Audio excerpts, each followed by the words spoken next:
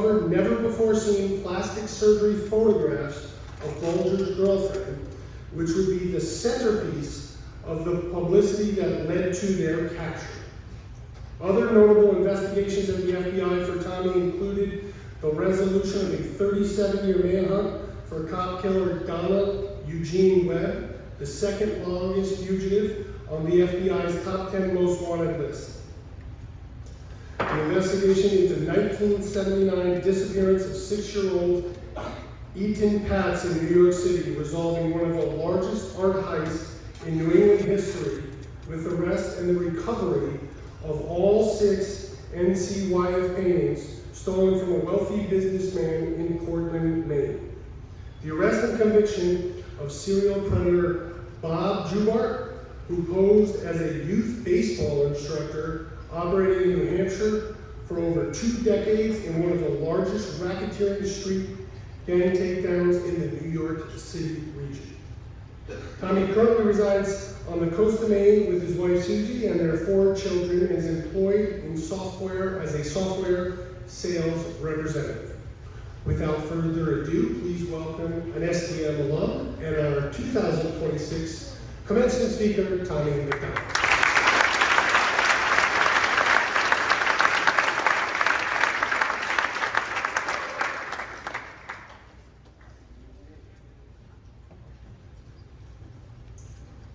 Thierry and Yenny, great speeches. I have something to give to you. Come on back up here.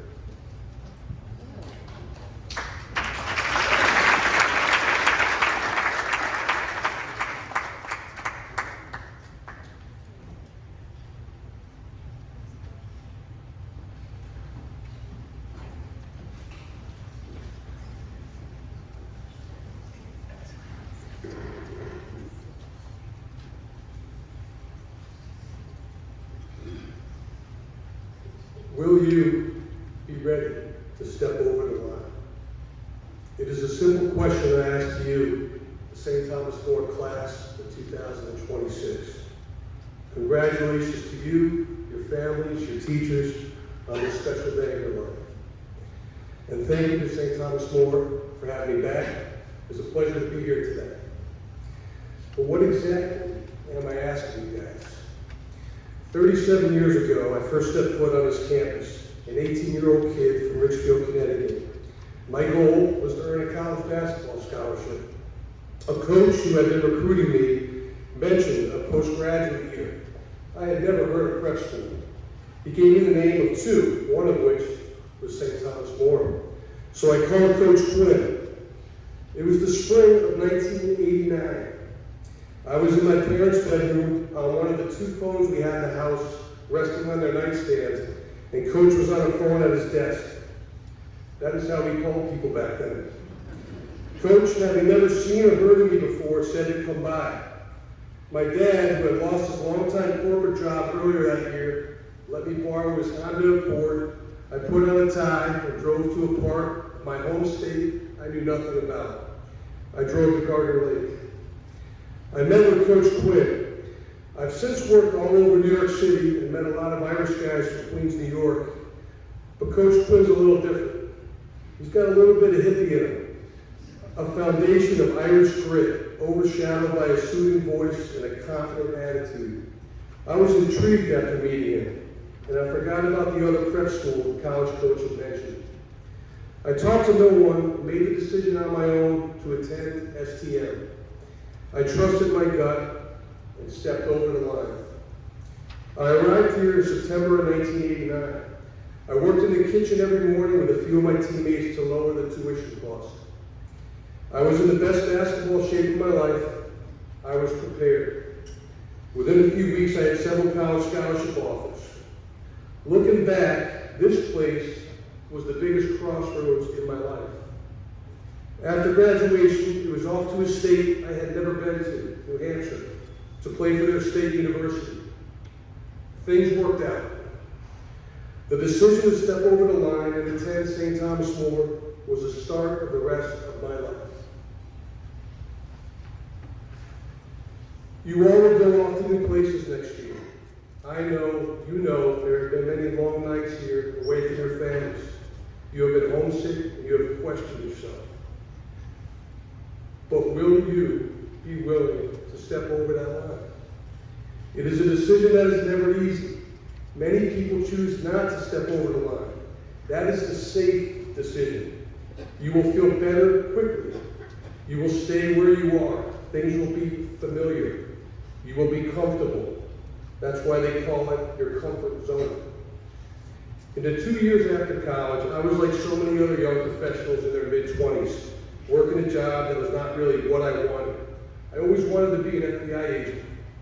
I had met some FBI agents while in college and stayed in touch with a couple of them.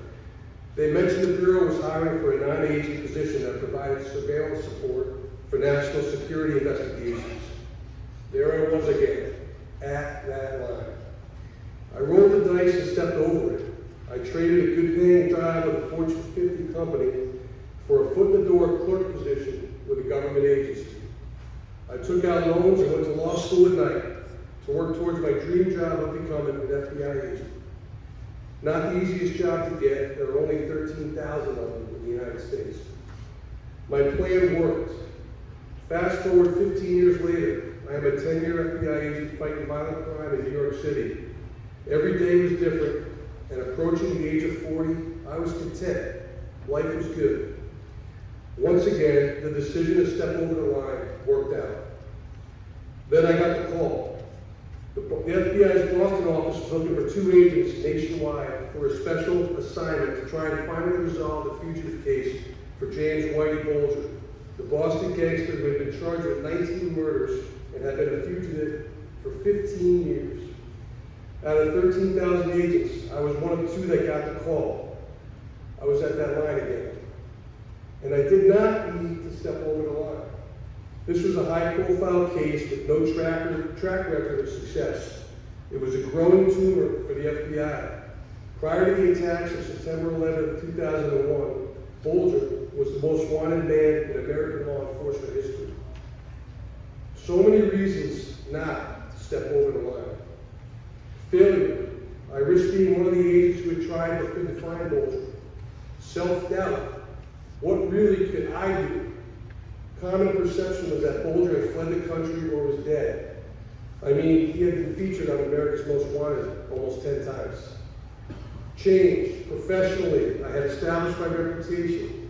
Personally, I had a great wife who made me step over the line a few times just to get her to go out with me. And we had 4 kids and were living happily in a great neighborhood. New surroundings. Living in a hotel and working in a new city Monday through Friday would be a grind. Skepticism. The local media was brutal towards the FBI when it was revealed Bulger had worked as an informant for the FBI at one time. People actually thought we were hiding him out.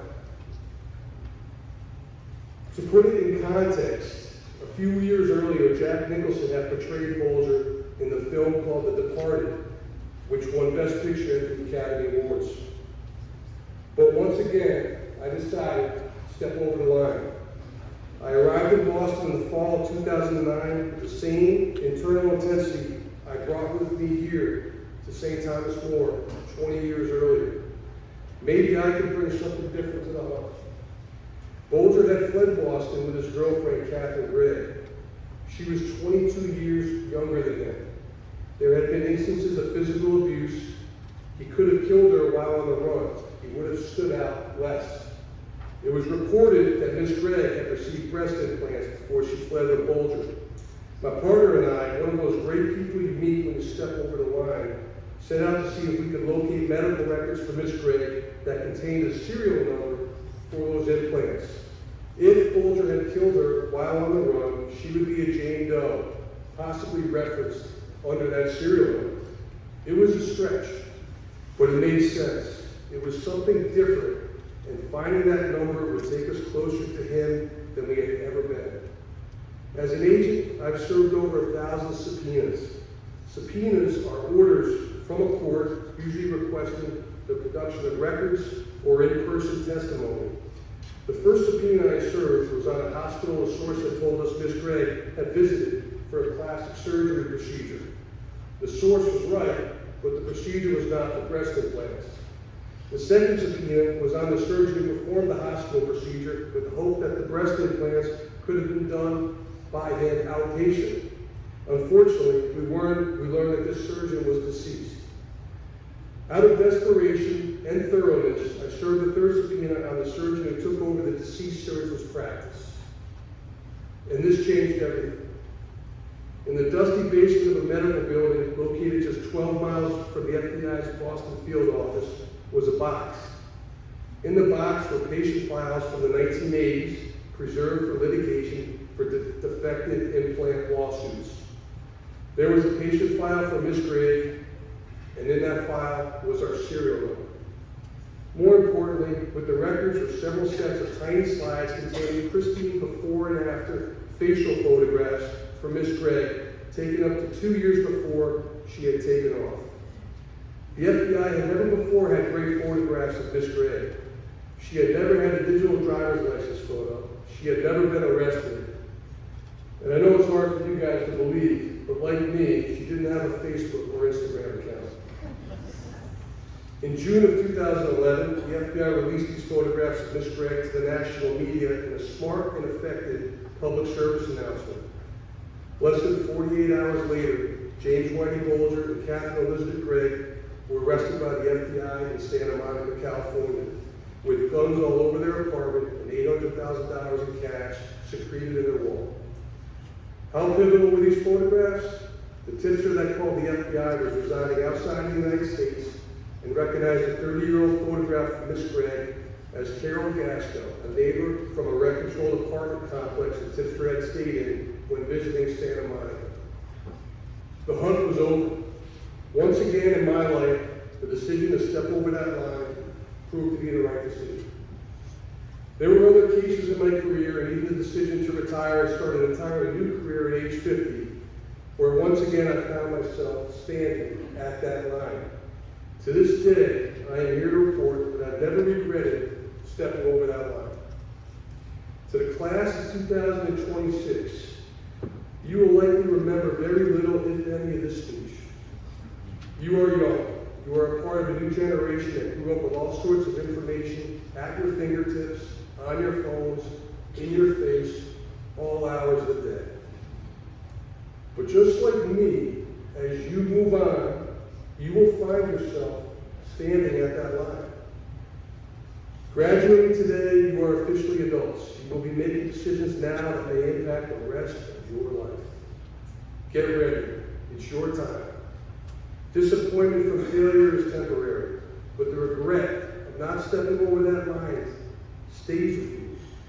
Think of the people you will meet, the places you will go, and the stories you will have to tell from seeing the other side of that line. Trust yourself.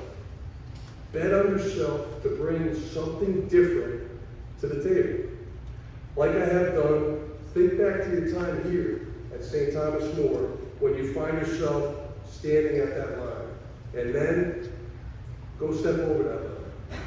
I wish you all the very best, and congratulations to you and your families. Thank you.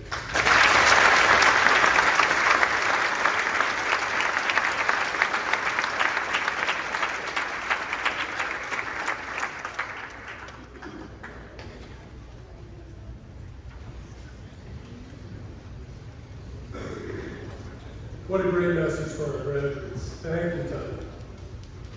Now I'd like to go through the awards portion of our program. The Board of Directors Award is presented to an underclassman who best exemplifies the St. Thomas More School way of life. This young person consistently displays social, physical, academic, and moral character. In addition to receiving a medallion today, the recipient's name is engraved on a plaque that is displayed in the administration building. This year, I am honored on behalf of the St. Thomas More School Board of Directors to present this medallion and certificate to Hannah Harshu.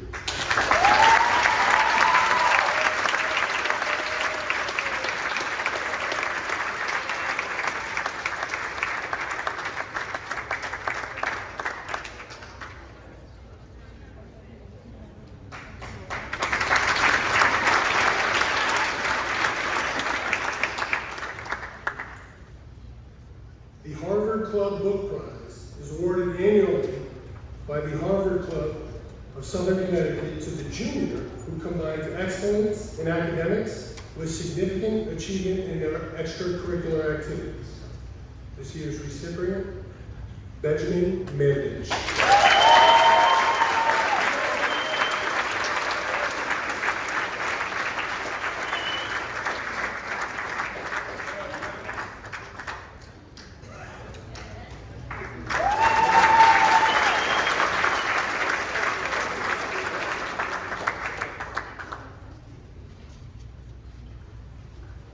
The Most Academic Progress Award is presented to the senior students who have shown the most progress throughout their academic years at St. Thomas More.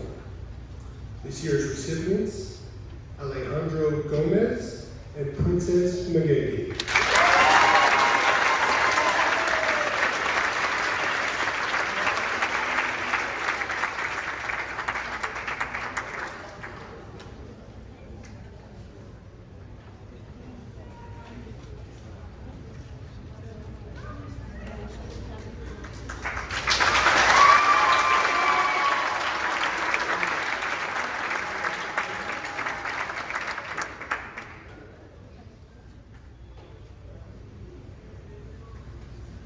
Chancellor's Spirit Award. This award is presented to the students who consistently engage with others, wear a smile on their face, and embrace their role as active members of the community. These students exemplify what it means to be part of the St. Thomas More family. They bring a positive, uplifting attitude to our campus every day, making it a joy for others to be here. Their infectiously positive spirit is recognized by staff and often mirrored by their peers. And sometimes these students are told to calm down during basketball games. This year we would like to recognize George Richards,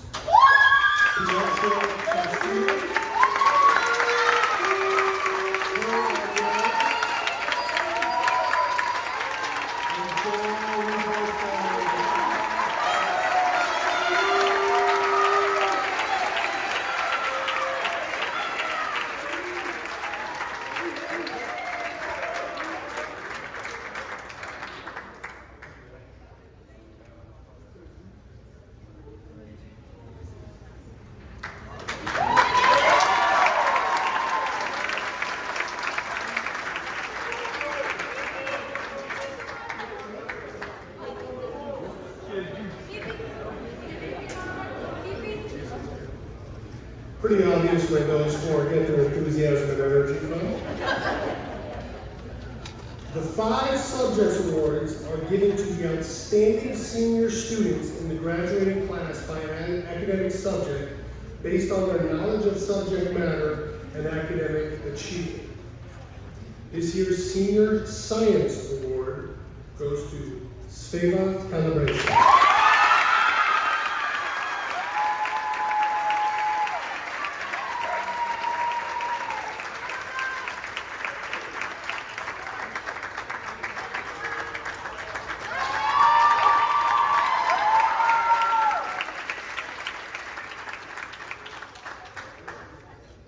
This year's Senior English Award goes to An Huang.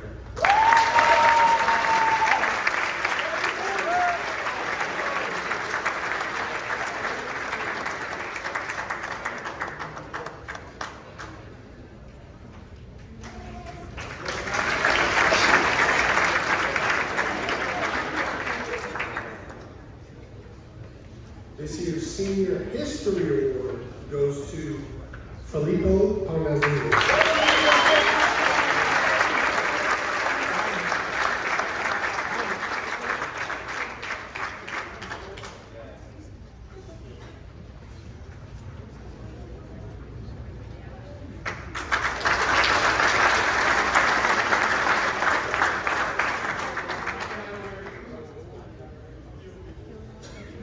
This year's Senior Mathematics Award goes to Tai Ngoc Nguyen Nguyen.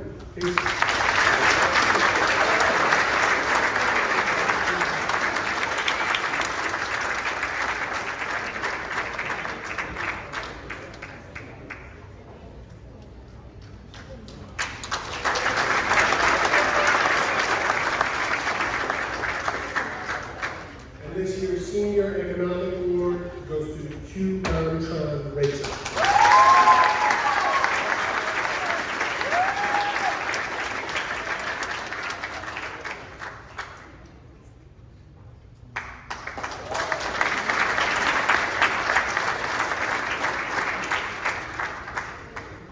The Student Athlete Commitment and Leadership Awards are given to the outstanding seniors who challenge themselves academically, demonstrate leadership, and have an unbridled commitment and work ethic in the classroom, weight room, and to their sport.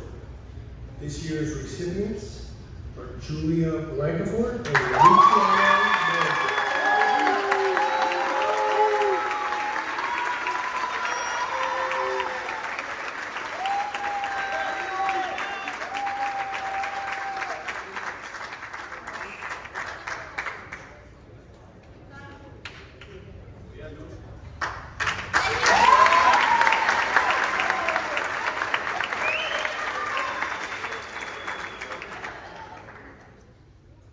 And finally, the Congressional Certificate of Merit is awarded by Congressman Joe Porter, representing the 2nd Congressional District, State of Connecticut, and bestowed upon the student who has shown a commitment not only to their academic performance, but also serving their school and community at large.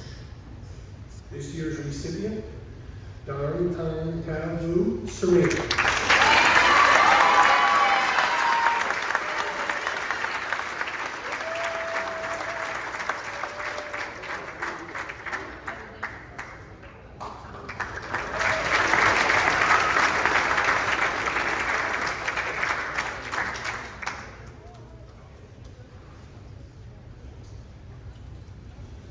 Before we present our diplomas, I would like to call 3 students to the stage for a picture with Mrs. Howard and me.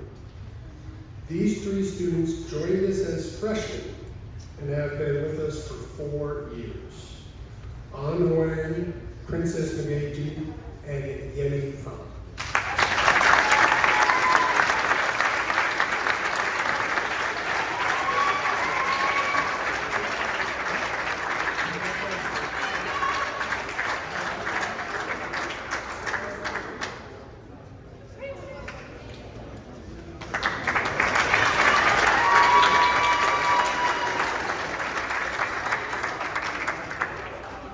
They're all eligible to do a PG year if they so desire.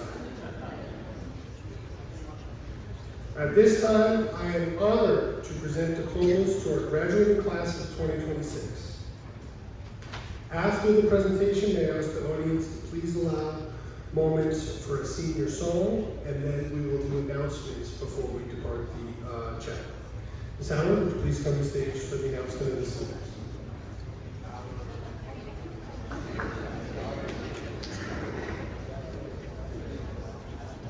Kerr, Madal, and Yang.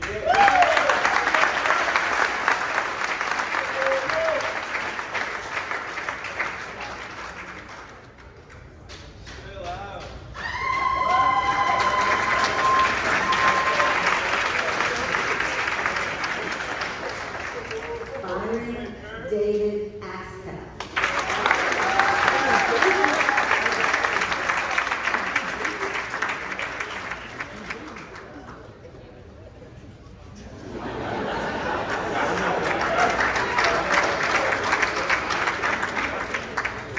Francis Thaddeus Balsey.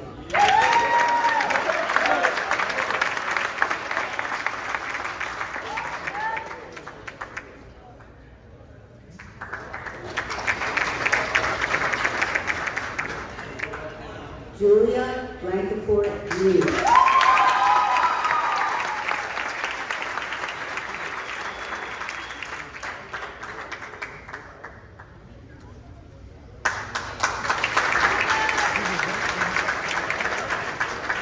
Daniele Botticelli.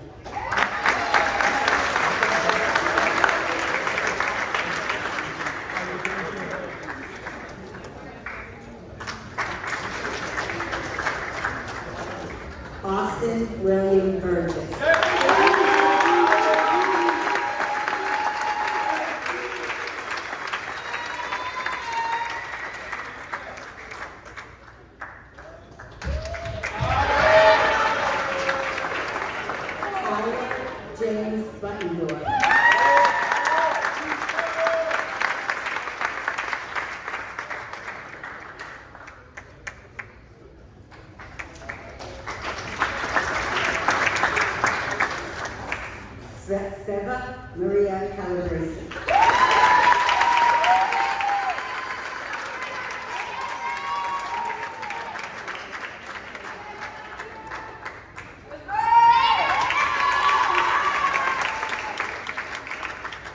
Sun Yi Chang.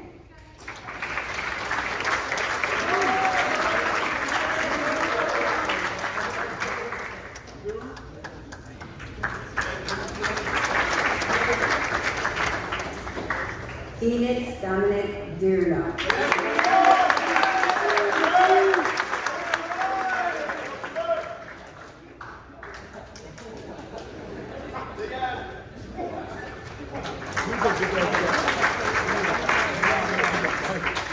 Aiden Michael Donnelly.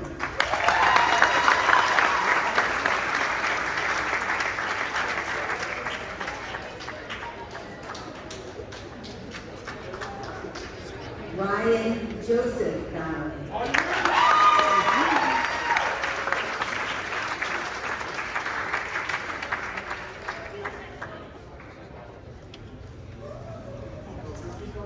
Guillermo dos Santos Martins.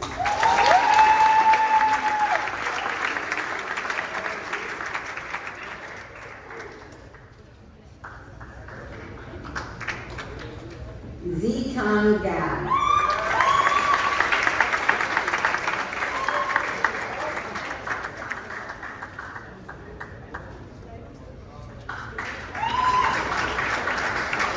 Carlotta Sofia Olga Guerrero.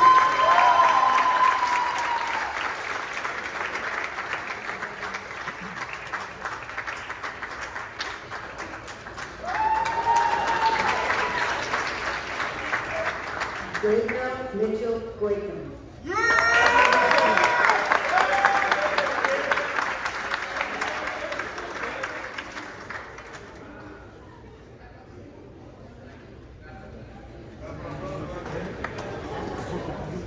Alejandro Gomez Acebo Fernandez.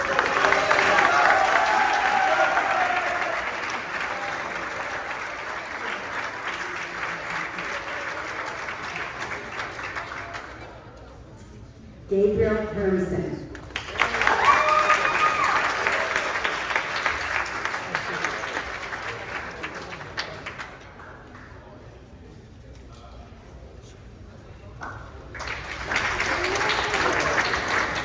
Han Wen.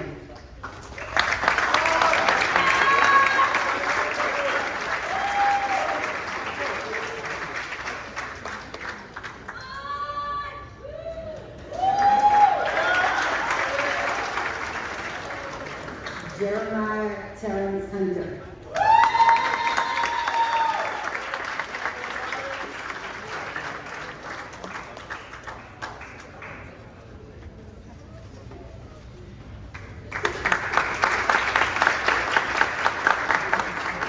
Sakti Jain.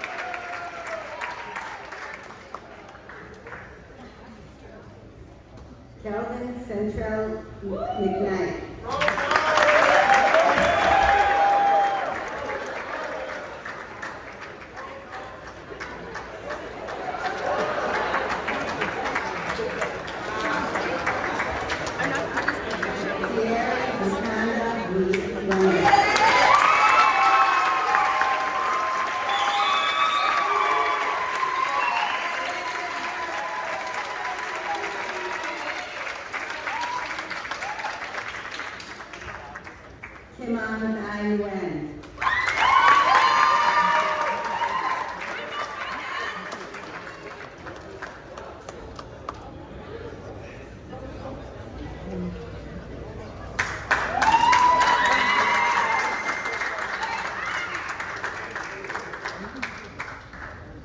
Thine Nok Duen Wen.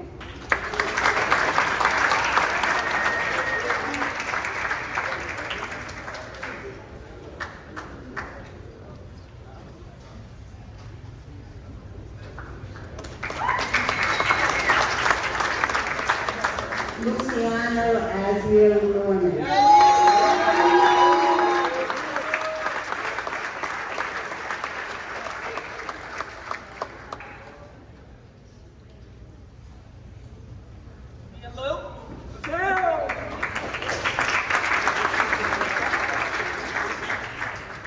Alondra Jacqueline Sostenes Ortiz.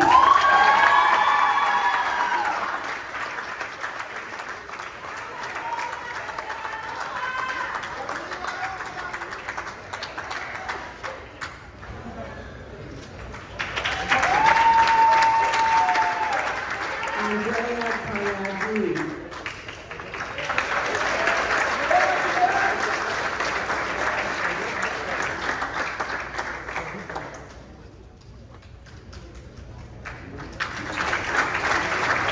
Felipe Palazzi.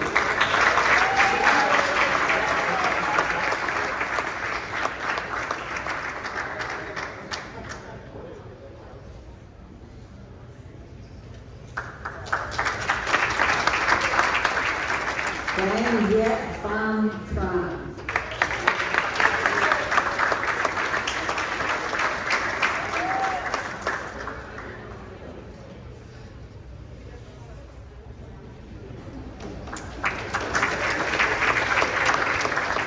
Nuk Sai An Pham.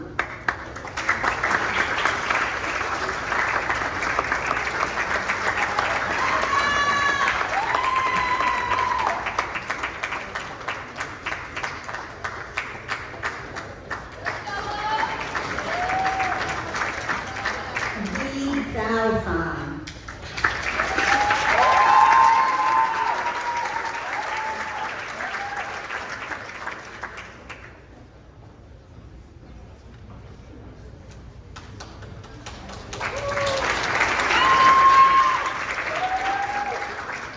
Yenny Nok Pham.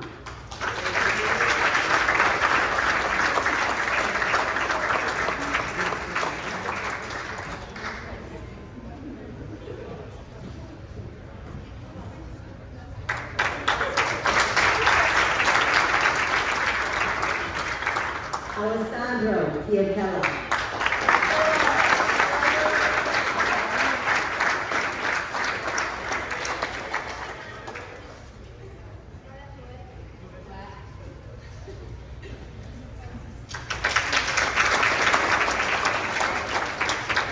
Aliyah Rashidi.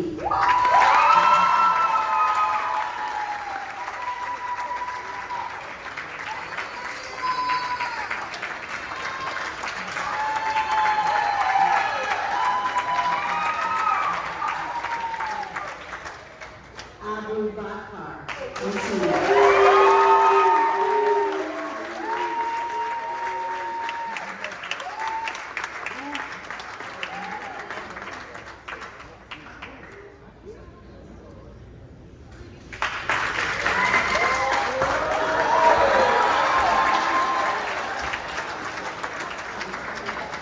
Joanne Mateus Rivas de Oliveira.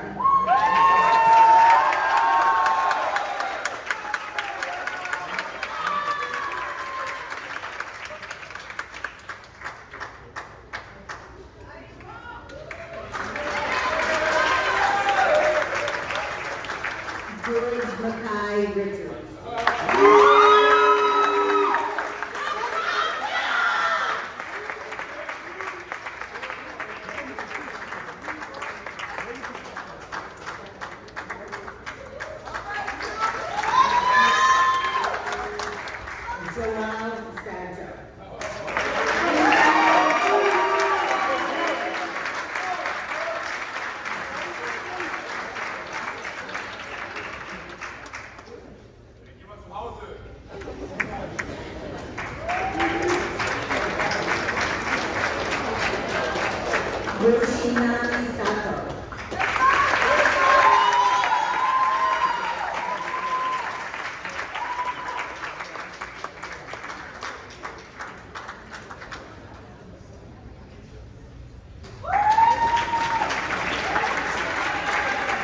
Brady Walker Scott.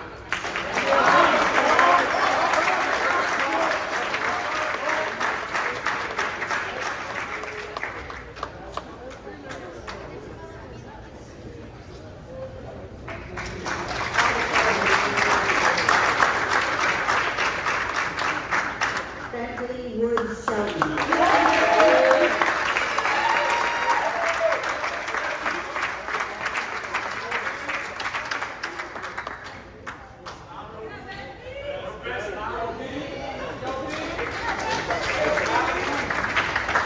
Lorenzo Simonetti.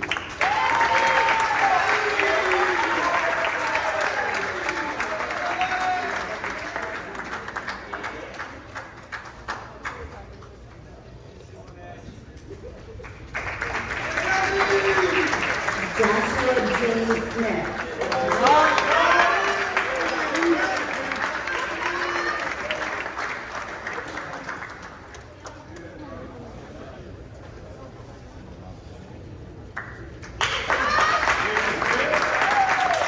Lily Marie Soko.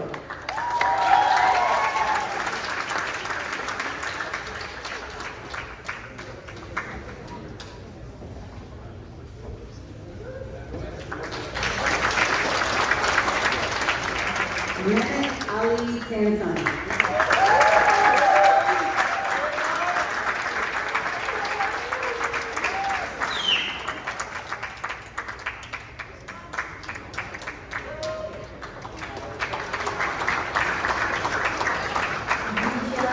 Gwen Natman Zai.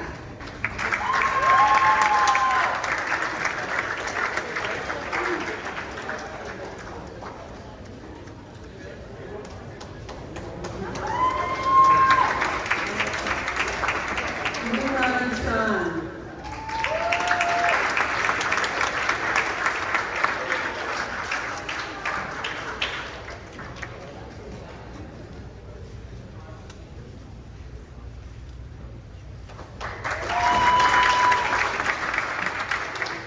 Carolina Villar Sanchez.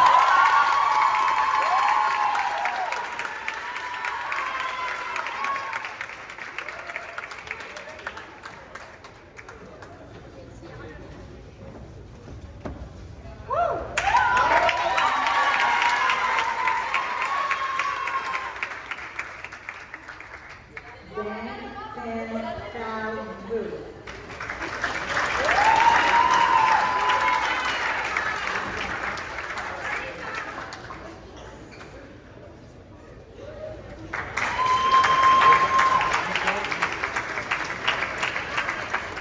Quan Min Vu.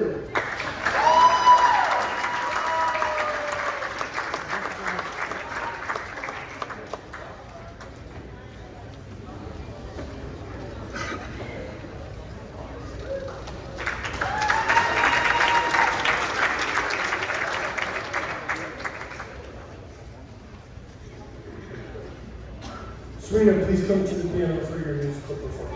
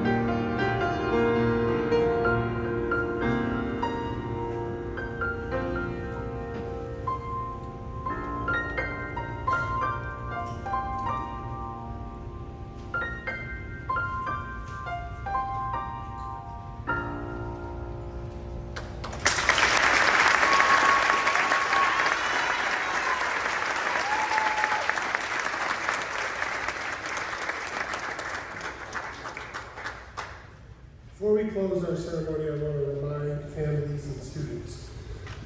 Audience, please allow seniors to exit the chapel before you begin interacting with them. You're welcome to come back into the chapel after everyone has exited for photos. And we do have a luncheon at the cafeteria. Everyone is welcome to join. Serena, please come to the stage. Graduates, please stand. At this point, the 2026 class will move their graduating tassels from one side to the other, signifying them stepping over that line from student to alumni.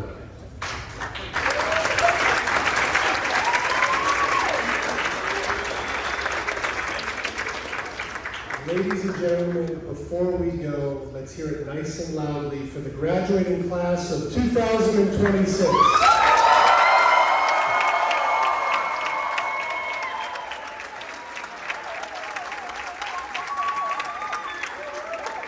Seniors will exit the auditorium.